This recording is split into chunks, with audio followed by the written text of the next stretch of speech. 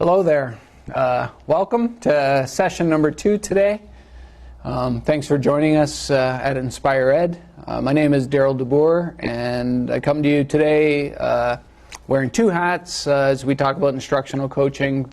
The one hat I wear is as a Director of Learning at Surrey Christian School, and the other hat that I wear for today is as Director of Teaching for Transformation, working out of Dordt University for the Center for Advancement of Christian Education.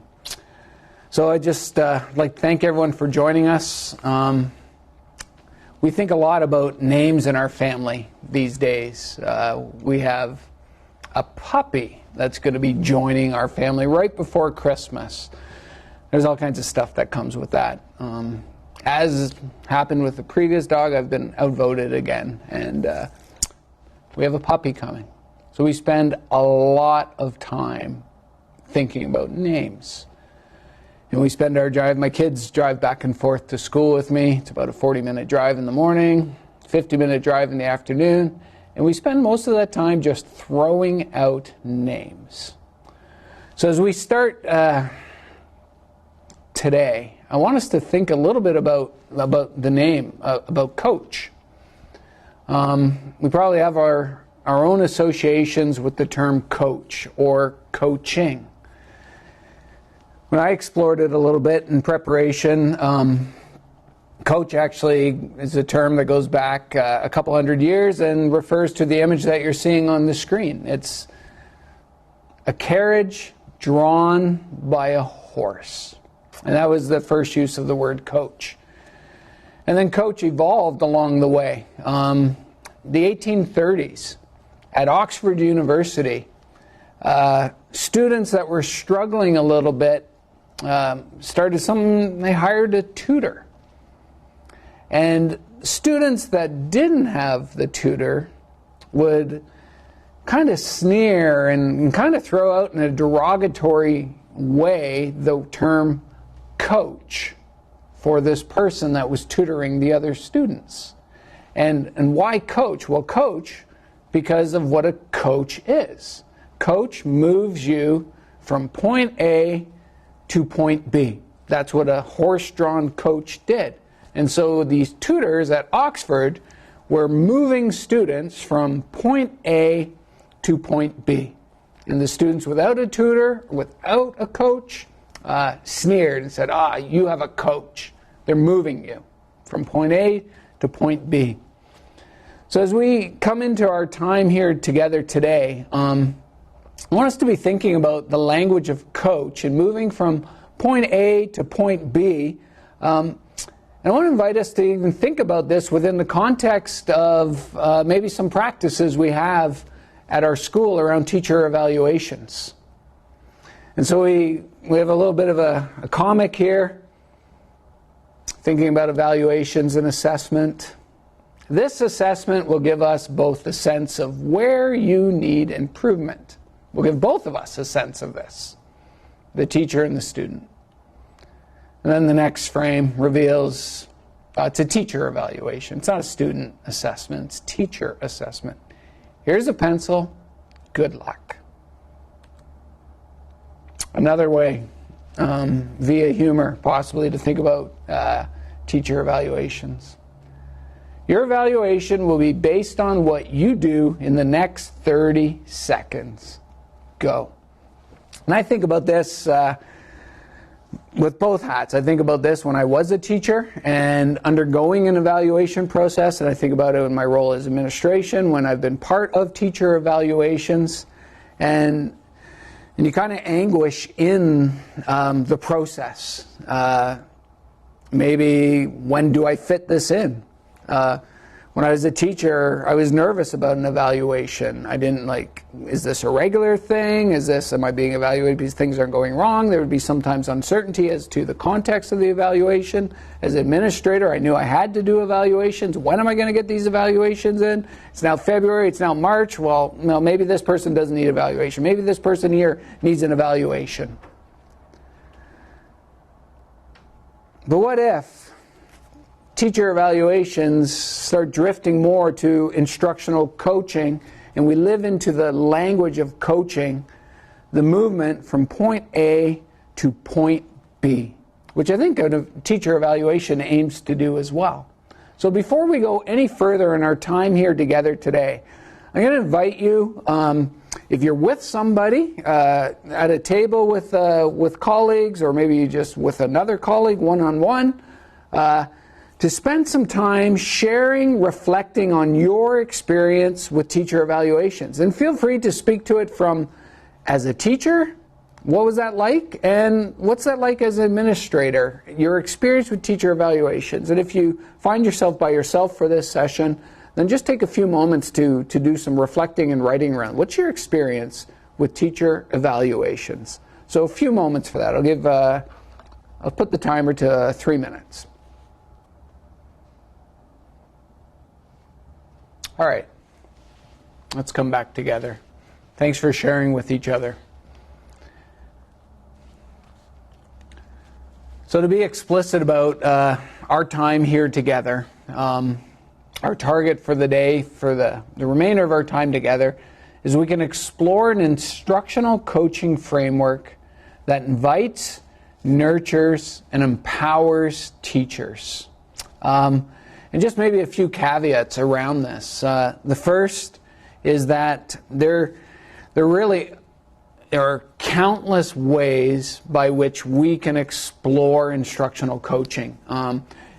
You won't walk into two schools that are participating in instructional coaching and find them doing it the exact same way. So there's just many, many ways. And I will be sharing from a particular perspective today that reflects both our work at Surrey Christian School and the work we do within our Teaching for Transformation network of schools through CASE. The second caveat is I hope just to invite, to create some imagination, to cause some questions, to foster some curiosity today. We're just like, it's a little scratch. So of all the different ways to do it, we're going to look at one little particular way, and we're not even going to look at the whole thing. We're just going to look at a couple little facets, just scratch the surface of this, because instructional coaching is like, it's never ending. It's days on days. We're coming together across the TFT network next week for 3 days of an intensive around instructional coaching with level 100, 200, 300, 3 levels, just because there's so much to this. And so today we scratch, but I hope to give enough, to explore enough of a framework so that you leave here today motivated and empowered, that you yourself feel invited, nurtured, and empowered to take a step, to have a next conversation.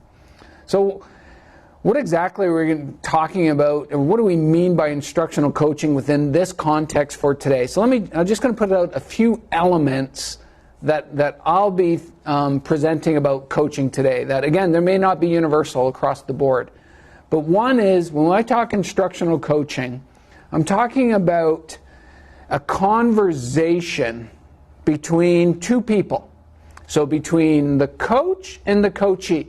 And this conversation is not a one-time conversation. So this is an ongoing conversation. So at Surrey Christian School, when we participate in instructional coaching, this begins early in the school year and will go all the way throughout the school year. So it's ongoing conversation. And it's not just a random conversation. It is a structured conversation, and structured to provide consistency, structured to provide a brave space. So if I understand the structure of this, I understand the framework of this, then, okay, and then now I can work within that conversation. So structure is actually very kind. So if you're involved in instructional coaching conversation, you would have the same structured conversations as someone else that's involved. And so there's a uniformity to that. So not a randomness, not a, I wonder what this is going to look like or where this is going to go. There's structure. The second point, when we talk about instructional coaching, important element, is it's aiming towards instructional practices. So the conversation, which is structured and ongoing, is about instruction. So there's lots of things that are part of a teacher's life that are not instructional. And so we focus the coaching on those aspects that impact instruction directly. And it's with the purpose of supporting movement that is sustainable. So, maybe as you shared within your stories or your experience of teacher evaluations is maybe there's like a finiteness to this. Like, I remember doing that, having an evaluation, doing something for that evaluation, the evaluation was gone, and therefore the practice was gone. That is done. My next evaluation, 3 years, maybe. But coaching is about sustaining change, and that when the conversation's over, the practice continues. The third point that I make about this element of instructional coaching is that it focuses on teacher growth so that students can experience growth. So centered on learning and instructional practices, and maybe it goes with maybe I don't need to be explicit about this, but what we're keeping at the heart is that we want student learning to deepen and to improve. And so we involve teachers in instructional coaching for the purpose that the student learning deepens. So we really keep in mind that the heart of the school is about student learning, and our instructional coaching aims in that direction. Because again, it can go in 1,000 different directions. But we're coaching about student learning. And how do we get to student learning? Through teachers. And how are we going to improve student learning? Improving our teaching experience, our instructional practices. So that is it's laser focused on those things that impact learning. There's a million other things out there. We're going to be about learning in these conversations that are ongoing and structured. So there's a tightness to this. And within the tightness is a safety. And when I feel safe, I can be brave. And these are brave conversations.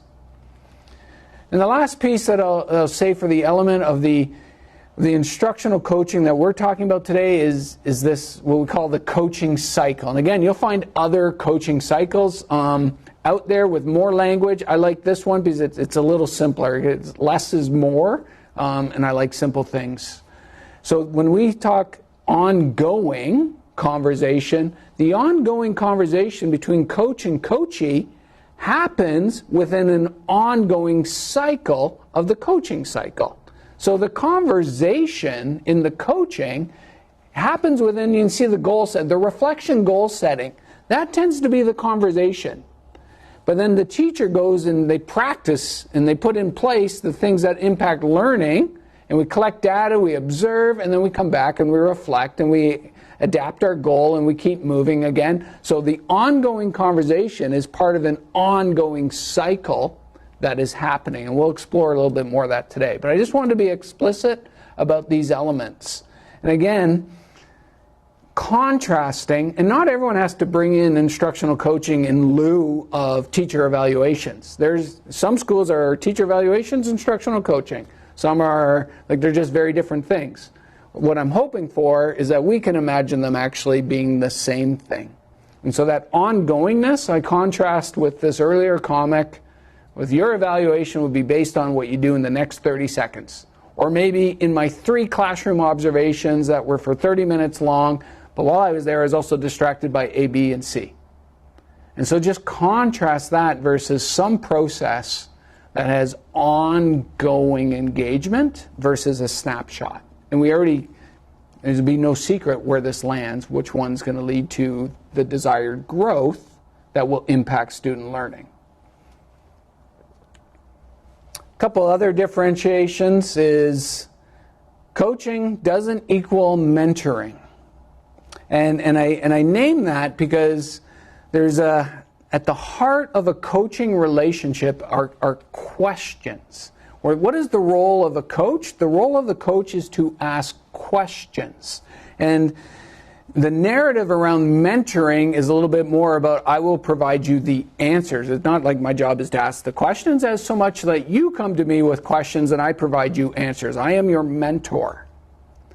This flips it on the head. Actually, I'll ask questions, you provide your answers based on your experiences. So coaching and mentoring is not the same. Or I want to be very explicit about the nature of questions. I don't need to have the answers as a coach. I do need to think deeply about the questions that we should be asking ourselves. So when we invite people to consider the role of being an instructional coach, or we open up, many of the schools, you open up an application, who would like to apply for instructional coaching? And one of the barriers to that, or you'll hear in the interview, is I'm not sure I can do this. I don't have the answer for this. I don't have the answer for this. You don't need to have the answer for this. You need to be able to draw out the questions. And we'll speak about some of the support for that today. Again, contrasting it maybe to teacher evaluations, or my experience with teacher evaluations, that teacher evaluations seem to represent the end of a process. There is the evaluation's done, I got a copy, there's another copy that went somewhere else. I was never really sure as a teacher where that copy went, and then that was the end. My evaluation's done. Until the cycle repeats itself, if everyone has enough time in 3 to 5 years. But maybe we have an admin change in those. And who was on that? Who? Have you been evaluated? When's your evaluation? Instructional coaching is actually the beginning of a journey. And the last part, using this, again, comic to maybe emphasize a point. Why do you say hang up your phone? At some point, and I say actually hang up. We don't hang up anymore. We don't hang up. At some point, that made a lot of sense. Education's a research-based profession. We know all kinds of things about learning that we didn't know a couple years ago, 5 years ago, 10 years ago. And instructional coaching aligns with what we know to be true about learning for now. But because it's an ongoing conversation, it can respond to those changes because we're not locking it into place. There's things we know about learning that traditional teacher evaluations, they don't align. And it doesn't mean it didn't make sense at one point. At one point, I hung up my phone. But it changes. So instructional coaching is an opportunity for us to align, to use language that aligns with learning that actually makes sense now. So one piece that I want to dive into, and again, we're just scratching the surface, but I want to go a little bit deeper into one part of instructional coaching today. And so looking at the coaching cycle, we're just going to focus in on the goal setting part. Just for a few moments, we're going to look at a framework, and then I'm going to invite you to talk about that with the colleagues that you're with in your space. So we're going to kind of ignore learning and observation for now. The reflection will find its way into it, but we're just going to zoom into goal setting. And this would be, again, my hope is that, we have a framework to start talking in a particular way. And maybe this is something you're very familiar with already, so then an opportunity for you to deepen. So that conversation around goal setting, we use what's called the GROW model. An acronym, because we're a sucker for acronyms. Goal, reality, options, way forward. And so when I talked earlier, I mentioned that it's a structured conversation. So the GROW model is one way to bring structure to that conversation. So if I'm entering in, I have 30 minutes, and we're going to have a coaching and conversation. I coming in, if I'm being coached, I know that we're going to be following the GROW model. And so I can already prepare in my head for this upcoming conversation. If I'm the one coaching, I already know that we're going to be using the GROW model. So I too can prepare. So we both come in with common language. And again, common language and a common structure creates brave space. So the first part of GROW is the goal.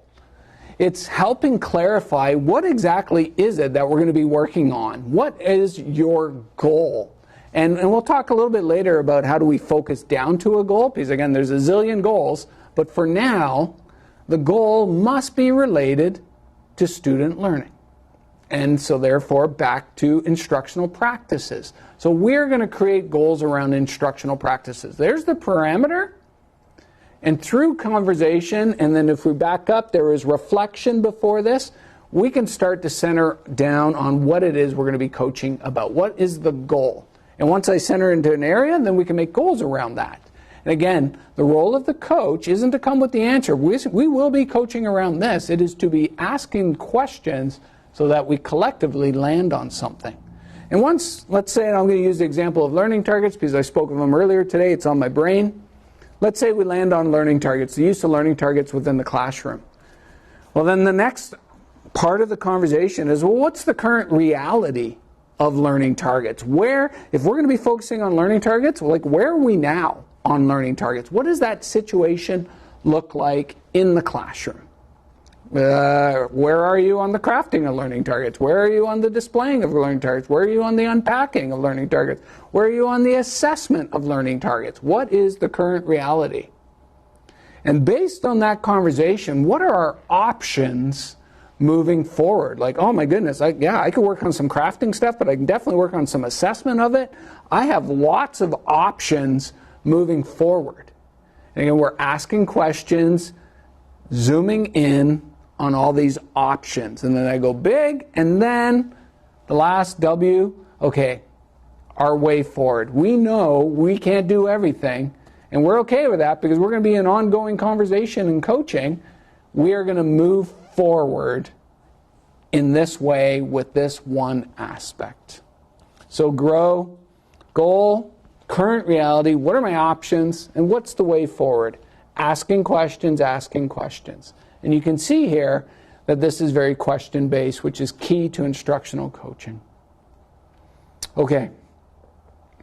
What I'd like to do now is I'd like to just stop talking for a little bit. You'd like me to stop talking for a little bit. And you're going to have opportunity to talk to each other if you're with somebody, or to do your own scratch noting and reflecting. I got the model here for Grow Up, so hopefully you can see that. And two possible questions for you guys to engage right now, and I'm going to provide about, I think we provide around 10 minutes for this. Number one, how does the Grow model invite teachers? How does it nurture teachers? How does it empower teachers?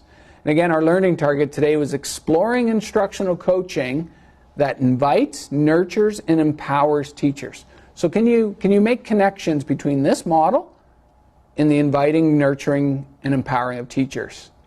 Another possible question for you to consider, if you're to shift more explicitly to the implementation of instructional coaching using the GROW model, there's 100 models, what would be next steps that you could take to make this a reality? So maybe you want to explore it, maybe you actually want to start imagining this. Like, we could. I'll stop talking. Now we only have 9 minutes. Okay, welcome back. So thinking about coaching, okay, so imagining how the GROW model can direct a conversation, lead to great questions that will impact student learning. So therefore, we're going to be thinking about instructional practices. But let's retreat back again and remind ourselves of the language of coach or coaching. And so if coach is the idea of moving from point A to point B, and so we apply that to instructional coaching, that we'd like to work with a teacher to move from point A to point B, and we all got point A's and we all got point B's we can move to. It does beg the question, well, what is point B? Where are we going? And if I'm going to be moving to point B, well, where's my point A? So maybe it's not so much like what is point A and what is point B, it's where.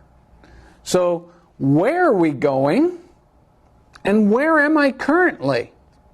I need to know the end game here. I need to know the target. And of course, within options in current reality, I need to know where I am and what are my options to move forward. Because if the end, we all have a collective end game. Let's pretend we know what the end game is. As an institution, we've identified what the end game is in terms of a practice or in terms of, we got to limit that. Well then, we're all at different points in that journey. So if I'm at a certain point, that doesn't mean that I can have the same next options as someone else, because they could be at a different spot. So how will I know where I'm going, and how do I know where I currently am? So a need for, in the 100,000 gazillion things we can talk about instructional coaching, right now a focus on, we need to know what we're on about. We need to know where we're going. And we need to know what that looks like. So I'm just sharing an example that we would use at Surrey Christian School that identifies some of the core practices that we use within Teaching for Transformation. We have a common understanding that all of our classrooms will teach out of a posture of deep hope. That whether you're in second grade socials or whether you're in 12th grade physics, there is a deep hope that is guiding where this class is going. And then so that's our destination. So we're all moving towards that. And then, well, where am I in terms of this? Where am I now? Well, then having criteria that gives a description as to your current location allows us both to identify where we're going and where I currently am. So now you can see, again, there's a specific conversation that can happen here. And again, specific is kind. And so we have to have tools in place. We don't have to. It is so helpful to have tools in place that allow us to have those specific, structured, ongoing conversations. And so one last thing that we look at here in our time is, okay, so I'll go back to learning targets as our example. That's something that's universally maybe familiar. We've decided through our good questioning that we're going to be focusing on learning targets. Well, I might feel a very specific way about learning targets. I may love learning targets. I may detest learning targets. Learning targets is what's holding back education. And I might be somewhere in between on that. So there's this how do I feel towards it? And how I feel towards it impacts my commitment towards it. If I love it, I am committed. Don't so love it, actually think it harms learning, not committed. Likewise, so that's one. That's the old two-factor graphing. Well, what's the other factor we want to consider in our conversations is, well, my current skill level around that, or proficiency around it, or using this model here uses the language of competence around it. And maybe not just around learning targets, but around teaching in general. So I will feel a certain way about the thing that we're going to be on about, and I will come with a certain skill set around that. And so the beauty of this coaching matrix that I'm sharing here is it allows us to know the current reality. Remember that GROW model? Goal, learning targets, our reality. This is part of scoping out the reality so that I know my options. And so this tool here that I share allows me and the person if I'm coach, but also the coachee, it allows us to actually establish a starting place. And so looking at this matrix, I will find myself, in terms of learning targets, in one of these four spots. So I'm going to start at the bottom left, and I'll work my way anti-clockwise. So collaborating, you find, I actually love learning targets, and I actually use them pretty good. So now my relationship is going to become one of collaboration. Let's just get busy on this, have a lot of fun, and bring it to the next level. That feels like a collaborating relationship. Or going around directing. Actually, I believe in learning targets. I think they're really good. I think they're the answer to the kingdom here. I just don't know how to use them. Well, I find myself in a directing coaching relationship. The person who loves them, just not quite sure what to do with them, they're actually looking for direction. Moving up, guiding. Well, I don't have a lot of skills around learning targets, and to be quite honest, I don't really think they're that great. Well, that's a different conversation than someone who loves them and has high skills, but we're still coaching. So now I'm in a guiding relationship. And then the last one is supporting. Lack of commitment, not a big fan of these things, but actually I could use them really well. I got the skill set, I just don't really like using them. So what do we do? Clearly, our specific structured conversation in all four of these scenarios require a different approach, require different questions, if you will. What's beautiful, so if I'm the coach, what's very important is that, okay, I got to try to identify which of the quadrants we're going to find ourselves within here. What's beautiful, if you have the trust relationship that, hey, what quadrant am I in on this matrix, can be answered together so that both people arrive saying, I think I'm here. And if you can have that brave conversation, you're launching into your coaching conversation where both people say, hey, listen, this is where I think I'm at. So a few cues, and again, we'll make these slides available. I'm not sure how to make these slides available, but we'll figure out how to make these slides available if you find that this stuff's helpful. There's some cues along the side here that speak to each of the different types of conversations that you might be having. So now I'm going in the opposite direction. I'm starting at supporting. If you're in a coaching conversation in which it's just not a love for learning targets, and I don't think they're that great, and I don't want to do them, but they're very competent, they could use them very well, and when they do use them, because they're compliant at moments, they do a great job. Some prompts to guide the conversation is super helpful. Just like I shared earlier in our formative assessment conversation, that when we have language around warm and cool feedback with students, and we can agree upon the language, and we can practice using the language, it creates a brave space for honest feedback. And that same principle applies into an instructional coaching conversation.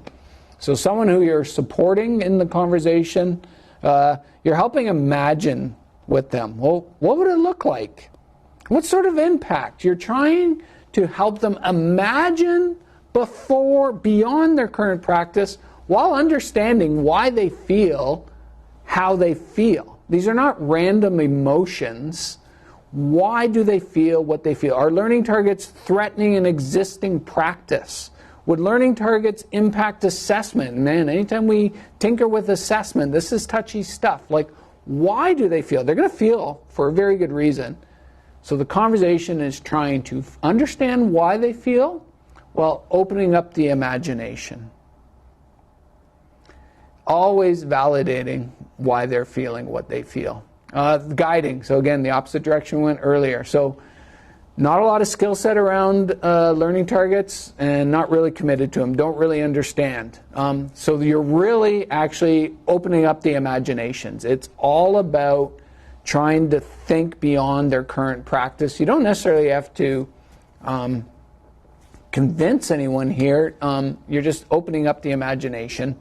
Bringing in stories while they feel the support. And those first two, supporting and guiding, are the harder coaching conversations in the beginning. They're also the ones that can result in the most growth. So they're super important, they just might be harder out of the gate. Directing is a teacher that I don't really know how to use them, but I believe in them. And if you think about it, when you find yourself in that situation, like I get myself, I'm trying to think of something now that I don't know how to use. There's lots of things I don't know how to use. I get a new tool for sharing my English Laurel at home. And I really want to prune these things. I just don't know how to do it. Someone comes along and says, Darryl, do this. Oh, great, thank you. I want to do this. I don't know how to do this. Direct me, please. And so that's a pretty straightforward one. Here, give this a go. What about this? What about this? Here's an article, because they're keen. Oh, I'll read up about that. What can I do to support you? Oh, I'd like this. And then the collaborating. I'm all in. I'm actually really good. And then it's about just taking it to the next level and empowering them even to help others. What do you want to do? How can I help you with that? So supporting, guiding, directing, collaborating, I guess, in summary, it's very helpful for both the coach and the coachee to kind of know where they are within this matrix. And what's lovely is watching the movement through the matrix. And that's a common testimony that, hey, in the beginning, I didn't really think this was a good idea. I didn't really like this. But now I'm in like coaching cycle number 2, coaching cycle number 3, because it's ongoing. It's not, I don't like learning targets. Okay, well, let's not do that. Let's do something else. It's not that. We work our way through it, and they work through the different quadrants. And that's the fun part. And then when you find yourself moving towards collaboration, the conversation may lead to the identification of a different instructional practice. And then we start on that one. So as review, within the coaching cycle, today, just scratching the surface a little bit on the reflection goal setting part. There are lots more tools and templates to structure and support the try within the classroom, the learning within the classroom once we leave the coaching relationship, or like the coaching conversation, and they go to the classroom. There's stuff to support that. There's tools for that. And then the gathering of data, the observation, so that when I come back into conversation, I have something concrete. I have artifacts to share that would, again, give a very particular spot. Here where I am. Here's my evidence of this versus, well, how do you think learning targets are going? Oh, I think they're going okay. Well, why do you think that? What evidence do you have? And there's tools. You need tools to support that. The reflection part coming into the conversation and part of the conversation, and then goal setting again. So we work on learning targets. Maybe it's about assessment. We want to work on formative assessment with the learning targets. I go into my space, I try, we collect data, we come back together into my next conversation. It might be 4 weeks down the road, it might be 6 weeks down the road. These are the different rhythms that you set up as a school. I readjust my goal, my current reality, what are my next options, and I keep going. So a common question is like how long do you work on something? Well, the growth within that area kind of determines that, how long. Okay. You recognize that it's lunchtime, that again we're just scratching the surface here. We can explore, we can begin to explore an instructional coaching framework that invites, nurtures, and empowers teachers. So I hope that we've started that today, that you have something to think about, something to chew on as you leave here. I'm just going to go to a Q&A or the chat and see if there's questions to address. There's some questions on making things available, and I will address those. If you'd like to pick up the conversation around instructional coaching at another time, there's my email address. I'm happy to have you reach out, and I'll make some resources available. Otherwise, it's lunchtime. Thanks for joining us. And enjoy the rest of the time at Inspire Ed. Have a great day.